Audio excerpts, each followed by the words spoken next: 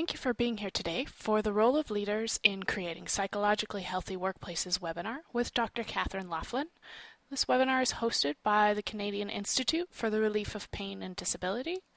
And I'd just like to introduce Dr. Loughlin. She began as a research chair in late 2005 and received her PhD in Industrial and Organizational Psychology from Queen's University and is taught in the Queen's School of Business and University of Toronto Faculty of Management. She supervises graduate students in both management and the Department of Psychology at St. Mary's University. She has published empirical papers in the Journal of Experimental Psychology, the Journal of Organizational Behavior, the Journal of Applied Psychology, and the Journal of Occupational and Organizational Psychology, as well as authoring several book chapters on work stress, workplace health and safety, and the quality of youth employment. I'd like to hand it over to her now. Toxic elements in their work behavior and in the environments they were creating and supporting in their workplaces. I have found this to be a particular issue in project-based environments where people, often subject matter experts, are working in teams on demanding tasks with tight timelines and many other constraints on them. Many of the examples I will refer to today will likely refer to this type of work because this is the type of situation with which I'm most familiar in my practical work and in my consulting work on creating healthy work environments through better leadership. This topic is very relevant to the mandate of the Canadian Institute for the Relief of Pain and Disability, given that 7 out of 8 of the modifiable work factors identified in Mark White and colleagues' recent paper in 2013 on modifiable risk factors that contribute to absence across health conditions relate to the kind of interpersonal relationships that we're going to be talking about today. So for example, poor leadership quality, lack of control, lack of social support, job strain, lack of supervisor support, increased psychological demands, low job satisfaction. And we will be getting into each of these in turn. So normally when I'm in person, I ask people whether they've ever worked with a toxic person. And usually what happens is everyone puts up their hand saying that they have indeed worked with a toxic person. And then of course the next question I ask is whether or not they have ever been a toxic person. And of course most of the hands actually go down. Most of us can see toxic behavior in others. It's a little more difficult to see it in ourselves. Since I obviously can't quote the people I've encountered in my own work, today I will quote heavily from a book published in 2009 by Kusi and Holloway that poignantly describes toxic behavior and bullying. Here's how they would describe it. Call them what you will. Control freaks, narcissists, manipulators, poisonous individuals, or humiliators. What these people do is poison, corrupt, pollute, and contaminate. These interactions pervade our thoughts and sap our energies so much that they have the potential to undermine our sense of well-being. In a variety of ways, they get under our skins, infiltrate our professional and personal space, demoralize us, demotivate teams, and ultimately can even make us doubt our own competence and productivity. They are toxic in every sense of the term.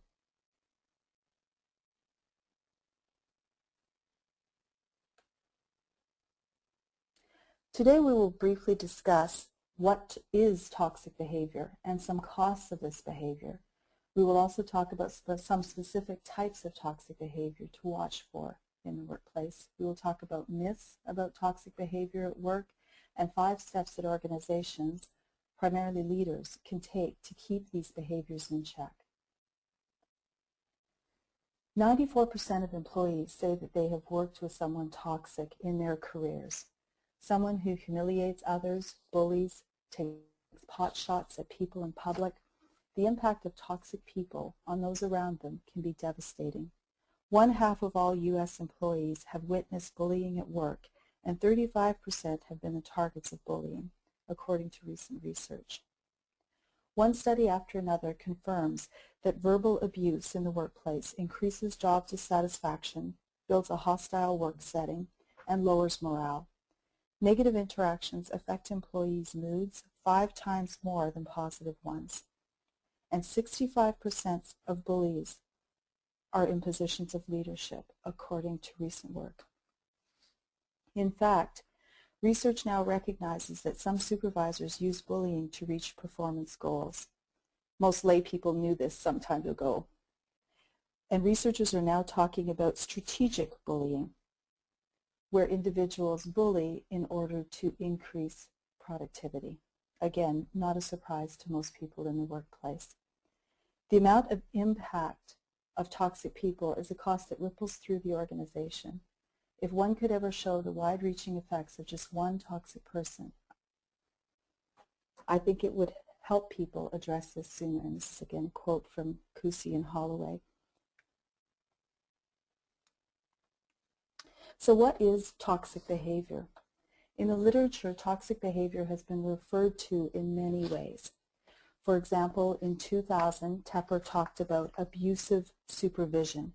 He defined this as excluding physical contact, supervisors' ongoing display of hostile verbal and or nonverbal behaviors, for example, public criticism, rudeness, etc. In 2003, Aquino and Douglas talked about antisocial work behaviors. They defined this as behaviors demonstrating a lack of concern for the interests and needs of the organization and or its members, such as violating workplace norms. Examples of this would be retaliation or social loafing. In 2005, Spector and Fox talked about counterproductive work behaviors. They referred to behaviors such as overt or passive acts that are intentional and meant to harm an organization or its members in a way that affects their functioning. Examples might be refusal to follow instructions. Loughlin and Sandvik in 2003 talked about employee emotional abuse. They were referring to repetitive, targeted, destructive communication in an organization by more powerful members towards less powerful members. For example, sabotaging a subordinate's work, changing work responsibilities to force resignation. In 2009, Sperry talked about mobbing, and this tends to be a term that is more often used outside of North America. We would often refer to bullying, where they would refer to mobbing. This could include spreading rumors about a colleague, not inviting a coworker to group gatherings. It's basically harassment of a member by a group of other members. It's a term used more widely in European countries. In 2002, Duffy and colleagues talked about social undermining, intentional targeting behavior that inhibits work-related success, favorable reputation, and maintenance of interpersonal relationships. Examples would be disregarding qualifications, voting against an employee's promotion. In 2004, LeBanc and Barling talked about workplace aggression, behaviors ranging from psychological acts to physical assault. Aggressors may be anyone coming in contact with an employee, including customers. It could also involve things such as silent treatment. In 2003, Einerson and colleagues talked about workplace bullying, aggressive or hostile behaviors directed towards one or more members of an organization that are persistent and reoccurring. We would often call this harassment as well. This could include spreading rumors, social exclusion, undermining, removing responsibilities, etc. Anderson and Pearson in '99 talked about workplace incivility, violating workplace norms by acting with disregard for others in the workplace. It's typically considered less severe than workplace aggression. It may be as simple as talking loudly when a coworker is on the phone, etc. Ferris et al. In 2008 talked about workplace ostracism, being ignored or excluded by others, a radical form of peer pressure involving the exclusion of individuals from interaction in a social group. This may also include avoiding eye contact or giving individuals the cold shoulder. These types of behavior are most definitely modifiable risk factors that I've seen in my work and that Kusi and Holloway do an excellent job of capturing in their book that they wrote in 2009. But first, let me give you some specific examples of what white and his colleagues referred to in their recent paper in terms of modifiable risk factors that might look, what these might look like in a toxic environment.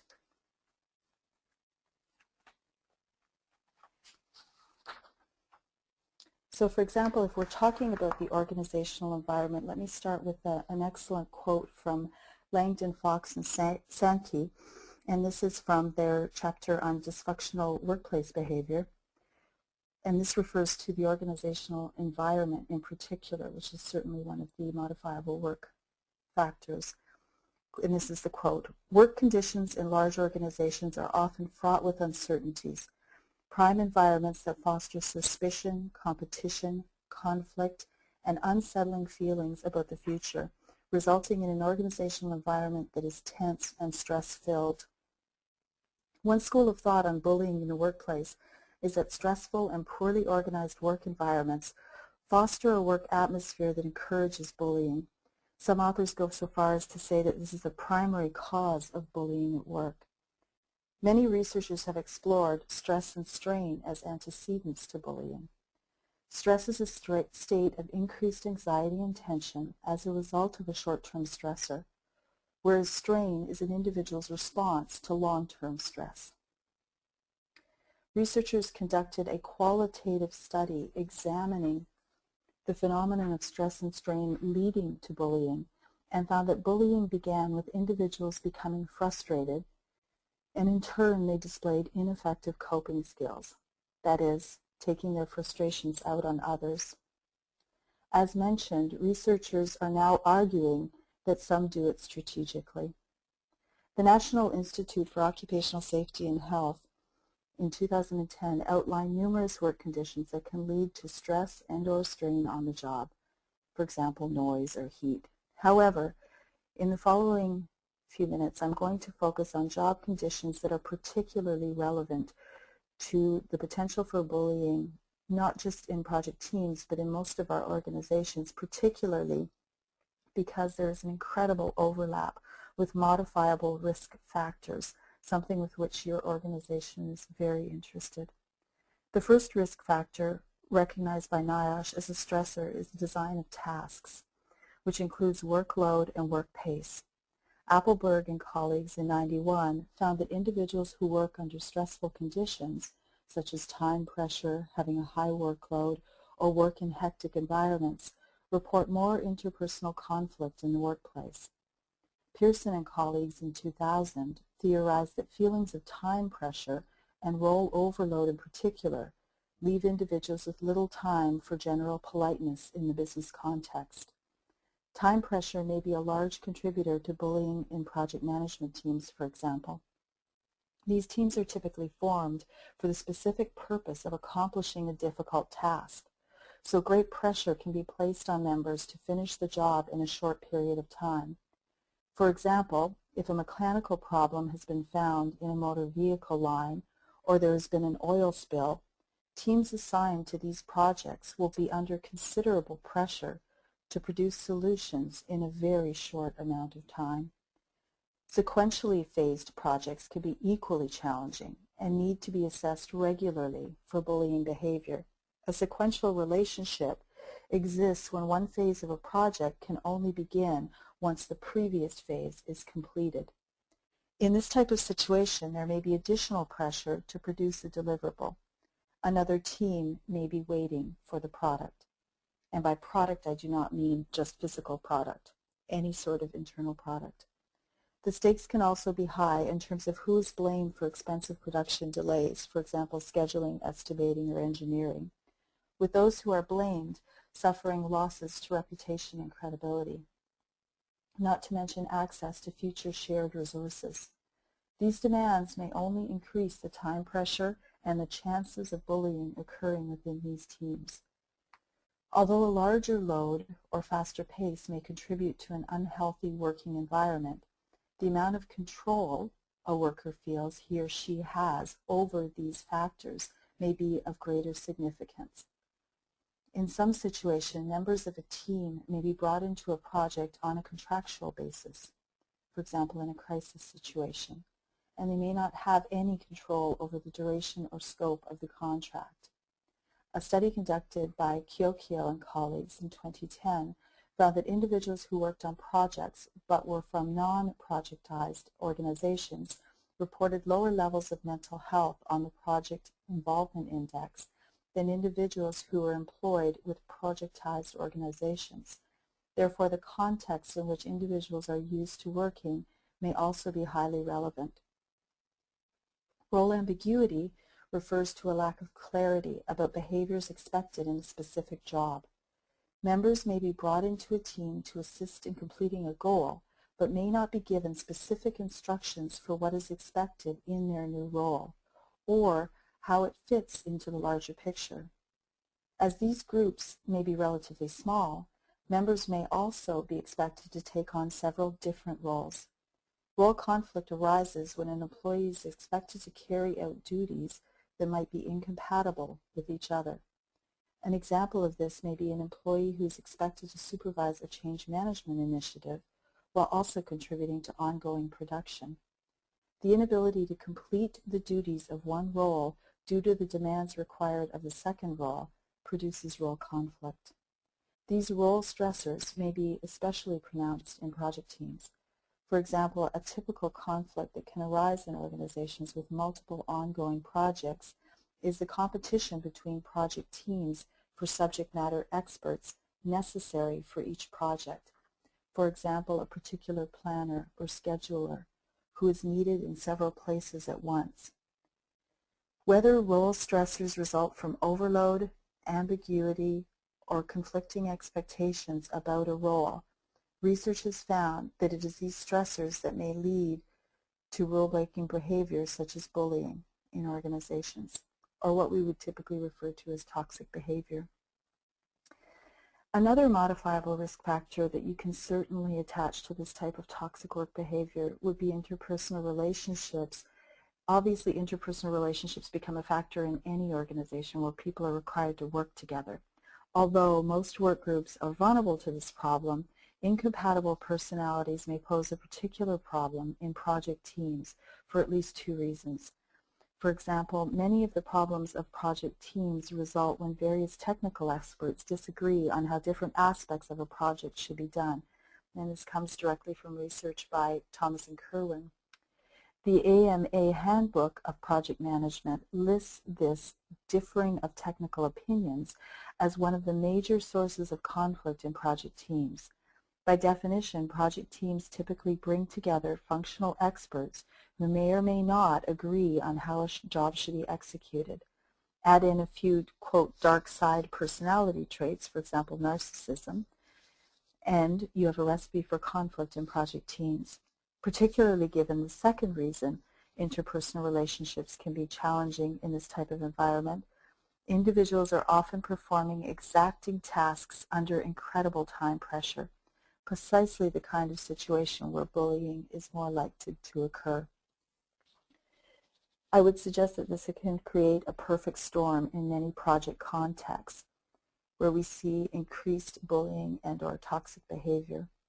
One avenue for future research would be to investigate the extent to which personality versus contextual variables ameliorate or amplify bullying in the project context. Obviously, today we're focusing on the modifiable workplace factors as opposed to the personalities of individuals. Organizations typically conduct interviews to determine how well applicants fit with an organization's culture, personality-wise. However, members of project teams are often selected for their subject matter expertise and are chosen based on knowledge, skills, and abilities they bring to the team. Their personalities are often secondary when teams are being formed, and it presumes that there would be a second expert available to begin with. In some cases, members of teams may be chosen because they're the only individuals available at the time who meet the minimum qualifications required for the job.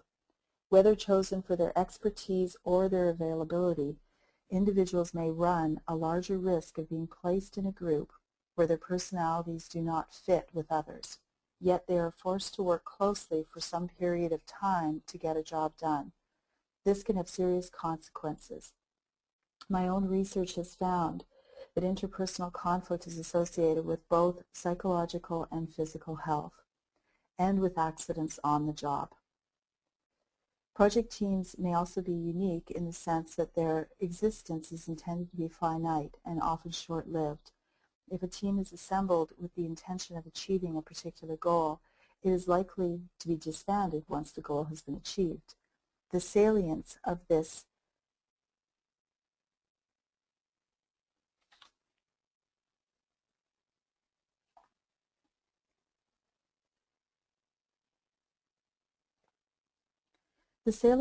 finite lifespan may prevent members from modifying their behavior in order to improve relationships within the team. We only have to put up with each other for a short period of time would basically be the attitude. In addition to the factors highlighted by NIOSH, other aspects of the work environment that have been linked to bullying in the organizational psychological literature would be something called organizational expedience. This refers to workers' behaviors that are meant to fulfill objectives as prescribed or sanctioned by an organization, but also knowingly involve breaking or bending organizational rules, directives, or norms. Someone who demonstrates organizational expedience is likely placing a great emphasis on reaching a certain goal and will ignore rules in order to attain it. In certain situations, individuals who perform bullying behaviors may believe they are increasing the productivity of the project team by doing so, and consequently may not see their actions as problematic. It is situations such as these that have caused disagreement among researchers as to the usefulness of including intent as defining a characteristic of bullying at work. Management style would be the next modifiable risk factor that we'll talk about. This has also been identified as a stressor in the workplace that links to bullying behavior. An autocratic management style, dominating, showing little respect for other people's values and opinions, can be conducive to bullying. Employees may feel more stress if managers do not allow them to participate in decision-making. This style of management is most evident in total institutions, such as the army or prisons, where bullying tends to be more prevalent. Seemingly on the opposite end of the spectrum, a laissez-faire style of management, for example, avoiding decisions, hesitating to take action, being absent when needed, also seem to encourage bullying between colleagues, as this type of weak leadership decreases the risk of perpetrators being caught. Bullying is more common in large organizations for the same reason. Kusi and Holloway note that toxic individuals within a company, such as bullies, may have forged relationships with other managers who act as their protectors. These protectors can be either peers or superiors and may contribute to the feelings and experience of power that the toxic individual has over their targets. A final factor that we'll talk about today relates to the decline of professional workplace behavior. As companies become increasingly informal, the casual atmosphere may contribute to an unclear definition of proper or professional interpersonal behavior. This informal environment can contribute to bullying developing in some cases.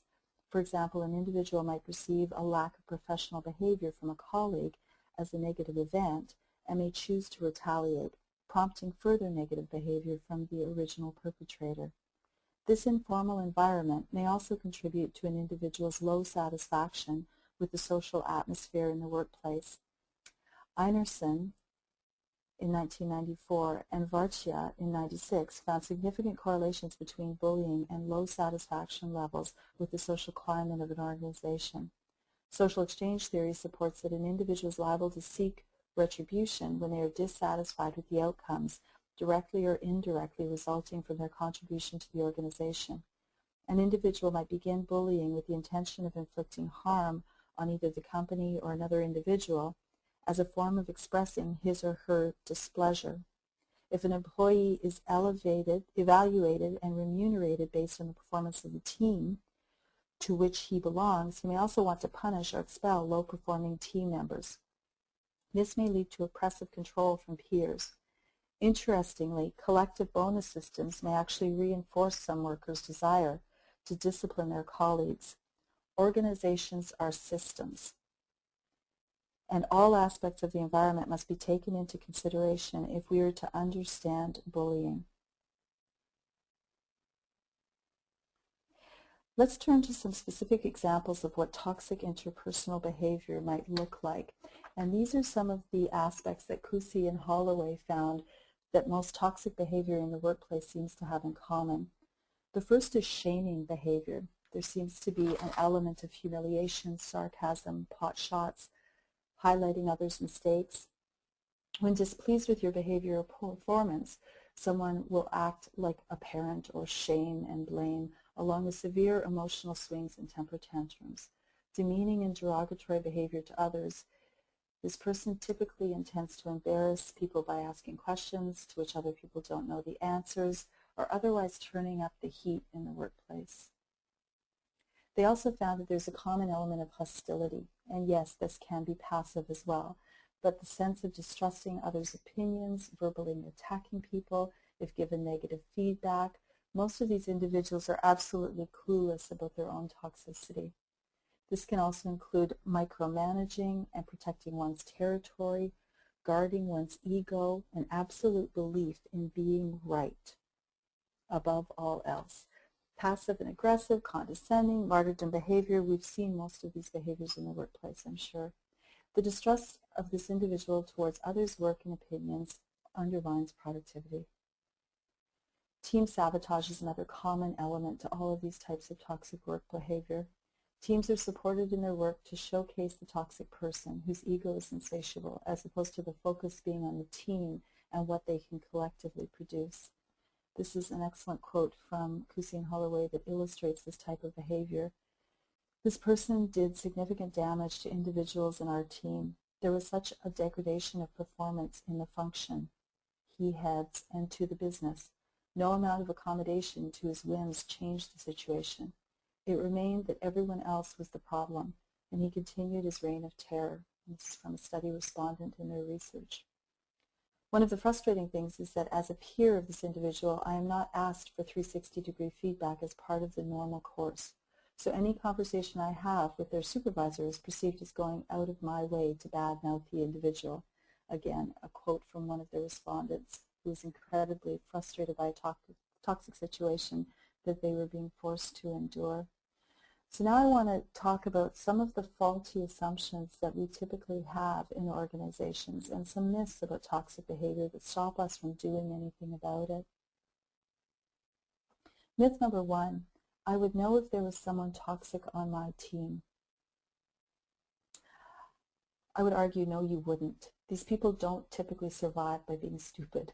They do not typically kick up. This person can be quite charismatic and funny. This is a quote from Kusi and Holloway from one of their participants. This person can be quite charismatic and funny, so easy to get sucked in time and time again and give her the benefit of the doubt.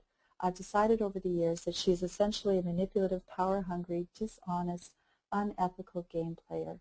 She makes it look like she strives for calmness, but in reality seems to get pure enjoyment out of chaos and anxiety-producing situations. And this comes again from a participant in their research. And this is another quote from a participant in their research. Remember that toxic people are adept at masking the toxicity when it is to their advantage. They can turn their behaviors on and off depending on the impression they want to make on the boss, a direct report, a peer, or a customer.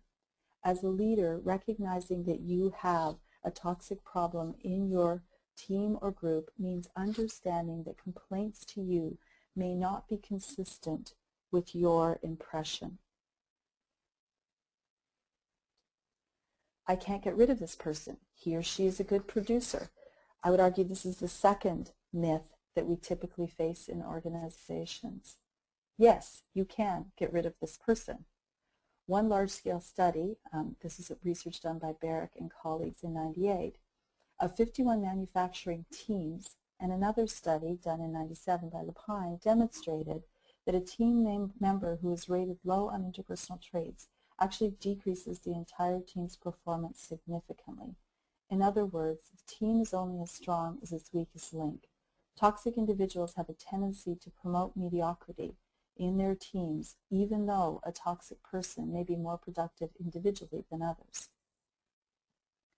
Third myth, if their behavior was so bad, people wouldn't put up with it.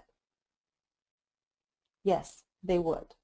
People put up with bad behavior all of the time for various reasons. This is another quote from a respondent in Kusi and Holloway's research. Working with this toxic individual was one of the worst experiences in my life. It took a long time to recover from her abuse.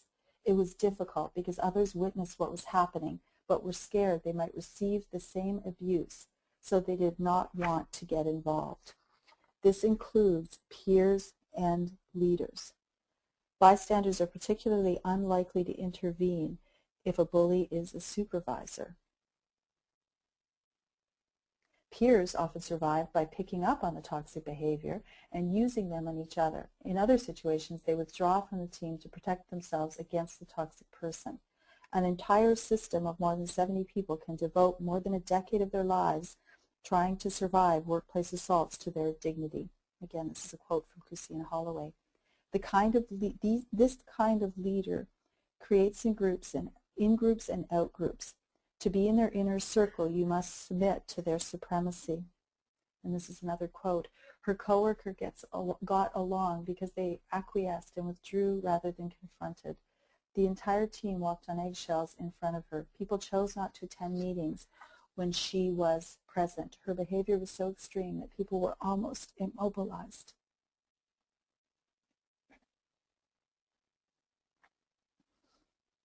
I want to talk now more specifically about the role of leaders.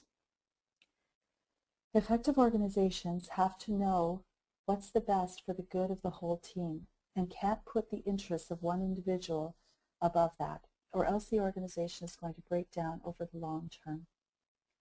Again, a quote from Kusi and Holloway. We were very surprised with one particular finding in our research study. We did not expect that one person's toxic behavior would influence so dramatically the way in which people within the team started to act toward one another. There is strong evidence that 3 outcomes occur when key stakeholders are involved in any change process: greater commitment, a higher sense of ownership, and better results. Myth number 4, this person can be dealt with individually. No, they cannot typically be dealt with individually. We need to develop systems around respectful behavior. The longer the toxic behaviors are tolerated and accommodated, the more widespread the impact. This is another quote from Kusi and Holloway. We have concluded that one brave person without a system of support cannot solve the problem of toxicity. First, implement system approaches and then work with individual approaches. One practical proactive strategy, for example, is to involve as many stakeholders as possible in hiring and ask relevant questions in interviews. For example, please consider an incident from your present or previous employer when you were candid about an error despite the potential risk. What did you do? One of the reasons this works is it typically weeds out narcissists, which, as we discussed very briefly a few minutes back, is one of the prime predictors of this type of personality in the workplace and is a particular risk factor personality-wise for this type of behavior. Another question you can ask is, how have you recently motivated a group or individual to do something they were not motivated to do? You're asking for specific behavioral-based examples of how this individual interacts with others.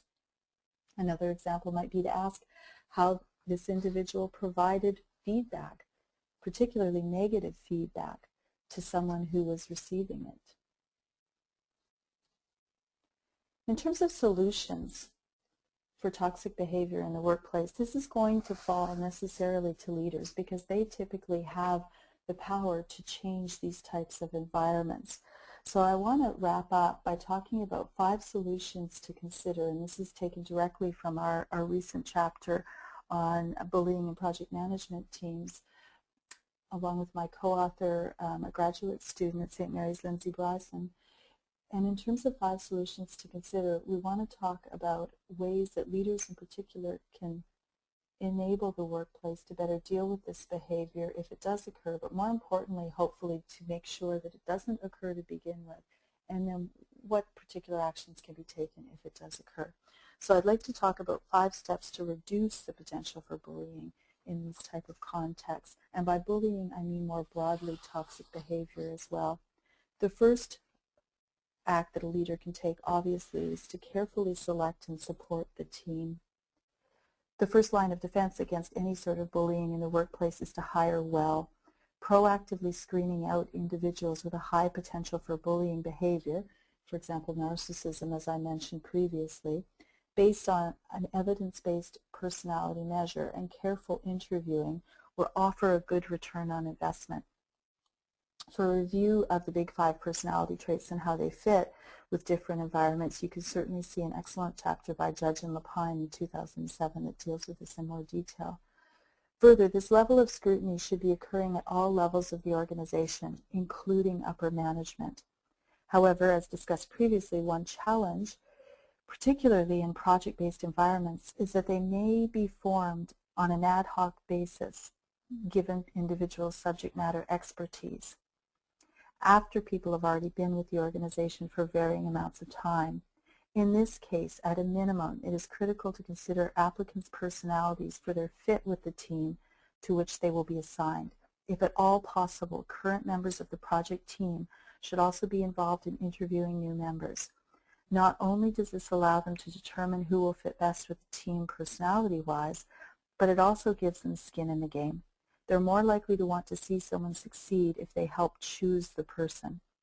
In a case where two applicants are being interviewed for a position on a project team with similar qualifications, but one meshes better with the group, it is likely better for the team to hire the individual with whom they feel most comfortable. An individual can learn a job as he or she begins to work at it, but the same cannot typically be said for conflicting personalities. Project teams will work better when they feel a sense of camaraderie. In most cases, it is also wise to offer the team support once it is formed in terms of how to manage conflict constructively from the beginning, for example, through training or access to a coach. It should not be assumed a team will automatically work well together without these supports in place. Interpersonal relationships need to be recognized as an important aspect of healthy teams. Regardless of the size of the team or the duration of the project manager should take care to provide opportunities for positive interaction. When disputes do arise between members that are not task-driven, so in other words personality-based, managers must be prepared to step in before issues escalate. In doing so, it is critical not to force the parties into a resolution by threatening sanctions, promising benefits, or imposing measures that could be viewed as procedurally unjust. Managers should assume a third-party role and attempt to mediate a resolution. The best leadership strategy is always to combat bullying before it begins. Even supportive leadership can't outweigh the harm done by bullying once the cycle has begun. And research and literature definitely would support that. In their comprehensive chapter on teamwork breakdowns, Sims and Solis in 2007 outlined 5 broad categories of factors that can lead to team derailment if not managed properly. For example, coordination, cooperation, communication, organizational characteristics, and team leadership. These should all look very familiar to what I was mentioning at the beginning around modifiable risk factors that were discussed in Mark White's very recent paper. Project managers would be well advised to heed the advice of these authors who emphasize the critical importance of open communication and feedback in teams. We will return to this issue shortly. When managers of project teams foster trust and honest communication from all members in their teams, they can create the psychological safety necessary to thrive. Proactive job design would be the second solution to consider. As discussed, NIOSH has several recommendations for designing work to minimize psychosocial risk factors. For example, emotional distress, chronic stress, low social support. First, organizations must monitor workloads. While people may be able to push forward during, quote, crunch time, when this becomes an everyday occurrence with little opportunity for recovery, there will be personal and organizational consequences. In terms of work pacing, although deadlines may be tight in project teams, employees could benefit greatly from having some input and a measure of control over scheduling. Project managers delude themselves if they think they will hit certain milestones if no one has bought into the targets to begin with. And many find this out the hard way. This can lead to a lot of bad behavior along the way. Third, project managers can reduce role stressors in project teams by ensuring that responsibilities are clearly outlined and each member of the team is clear about his or her role in the project and reporting obligations. Role ambiguity and role overload may play an integral part in the promotion of bullying in project teams. It is the project manager's responsibility to ensure that he or she has all of the information and resources necessary to implement an appropriate strategy to tackle the project. If the project manager bases their strategy off complete and accurate information, they will then be able to delegate tasks effectively and unambiguously. This will help minimize role ambiguity and role conflict and may help stave off some of the bullying behaviors in their teams. Third, proactively monitor for bullying behavior. One way for companies to deal with toxic individuals who do make their way into teams is through planned monitoring. Some authors suggest that exit interviews with employees who choose to leave the company can be an excellent way to find bullies in the workplace. These employees should be made to feel as though they can be completely honest about their reasons for leaving, and this may uncover the truth behind bullying as an issue in the workplace. Some team members, however, might ask to leave the project yet remain with the organization. This poses a unique set of problems as they may not want to disclose their reasons for wanting to leave the team for fear of retribution if they are placed on another team with the bully on a future project. It is also possible that the team may have acquired the bully through pre-assignment, where the project may have actually been designed specifically with that individual in mind. In this case, an individual may not wish to report the behavior as the bully may have, quote, protectors in upper management, and the victim may feel as though this disclosure might jeopardize his or her job security. Victims of bullying who remain with the project team may choose to endure the treatment if the project is short in duration, as they realize their time with the bully may be finite. Further, losing a member, even one who is a bully, may be the greater of two evils, as it may increase the team's workload even more, and victims may not prefer that added stress, nor to be seen as the cause of the increased workload by other team members. Consequently, a preferable strategy may be to proactively monitor for such bullying. Project managers are appointed to lead their team through one or more project phases. These leaders should routinely check in with the team and maintain a watchful eye for any signs that bullying may be taking place. Companies can audit for bullying in their organizations. There are measures that exist which can be distributed to employees to allow them the opportunity to anonymously report on the state of bullying in their workplace. The Negative Acts Questionnaire Revised, for example, is an instrument designed specifically for this purpose. It is a 22-item questionnaire that measures personal bullying, work-related bullying, physically intimidated forms of bullying. These items are listed in Einerson and colleagues' 2009 paper. It allows employees to report on their exposure to bullying within the prior 6 months. It is a valuable resource for companies as it is a valid and reliable measure of workplace bullying. It is imperative that companies utilize resources such as the NAQ Revised, obviously under the provision of individuals who have the capability to administer these measures. If organizations fail to audit the workplace for bullying behavior, they are inadvertently allowing the bullying to continue, with serious consequences for both the organization and those within it, as discussed previously. Solution number 4 to consider: manage performance. In terms of performance management, it is important to set a values-based bar with rules of engagement for workplace behavior and to hold people accountable to that standard. For example, we will not yell or swear at each other. We will not talk behind each other's back, etc. Further, it is important to consistently measure everyone on both financial and social outcomes. How people reach their targets matters. And this includes top producers. In fact, if a top producer is falling short socially, he or she may actually be hurting the team's overall bottom line. Researchers have seen firm productivity increase by 30% after firing supposed economic superstars because of the damage being done to other employees and their productivity that had gone unnoticed. While dysfunctional leadership in project management teams may emanate from certain dispositions in particular leaders, for example, arrogance, self-aggrandizement, narcissism, it requires a culture lacking in internal controls to thrive.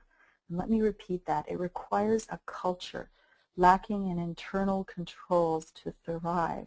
Project managers must be prepared to ask difficult questions about how people do their work on their own and with others. Do people work together or fight against each other? This last question is particularly important.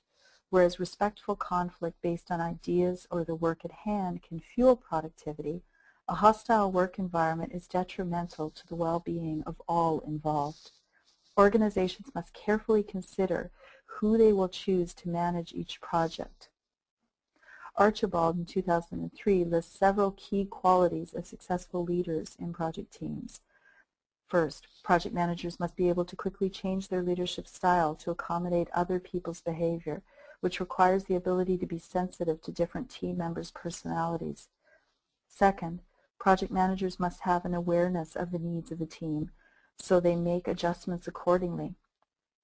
Third, leaders must possess team-building skills in order to foster unity within the project team. Lastly, project managers must have the ability to confront conflict and use a problem-solving approach to rectify the problem. A combination of these traits will be helpful in combating bullying in project teams, as these leaders will have the ability to perceive, identify, and work toward rectifying potential issues of bullying before they begin. Solution number 5 to consider: adopt a systems-based approach, and this probably is the most critical of all of the solutions I'm proposing today. Adopt a systems-based approach. When participants in a study were asked to provide solutions for dealing with bullies in the workplace, many replied that it would be best to fire the individual. While this is often the case, it is also important to realize that in any work group, large or small, simply removing a toxic individual does not typically fix the problem, unless this person was very misaligned with the existing culture. So for example, going back to Kusi and Holloway, they found in their research that toxic personalities were part of a complex system, and employees who work around them adopt to their environment and learn to interact in response to it. The bullying would not have occurred without bystanders and senior management doing nothing for at least some period of time. Although a bully may be removed from the environment, the employees will not easily abandon their old way of interacting, and so the harmful environment may persist after the stressor is no longer present. These individuals need to be addressed before teams can be expected to operate at their full potential. Feedback is critical. Research in organizations has shown that across contexts there is a need for leaders to be open to feedback. Project leaders need to create opportunities for others to safely provide feedback. While not specifically studying project contexts, Finkelstein in 2004 made a comment that is very instructive. Quote, "Creating an open culture in which mistakes come to light and learning from them comes easily requires a certain type of leader, a leader who believes in the importance of a culture of openness and who lives by the tenets that implies. Openness means fighting the natural tendency to cover up unfavorable or distasteful information, a culture where people feel safe to say what they really think and to act on it. Further, project managers must accept that they may not see the behavior in question. And this comes back to the quote from Kusi and Holloway previously, that we have to accept that our experience of this individual may not be the same as the team's experience of this individual. So we have to set up systems that can address this kind of behavior. I want to leave you with one final quote from Kusi and Holloway. This is from 2009. And this really gets at the idea of how we do things mattering. Effective organizations pay close attention to both what gets accomplished and how it gets accomplished. In our organization, leaders know that the way they achieve their results is as important as the results themselves. And because of that, our core values are consistently reinforced and upheld. We work hard in the hiring process to ensure a potential team member's fit with our culture. Being open to different perspectives, collaborating effectively, and taking accountability are all critical in our performance-driven culture. So we want to ensure that people we hire have those natural abilities and can thrive in that kind of environment. And this is from the CEO of Target. There's no question that respectful engagement in the workplace is challenging. It may not be natural, but I would argue it is definitely teachable. Hopefully some of these ideas that we've discussed today, as well as the mandate of your own organization, can help us move forward in this regard. Thank you.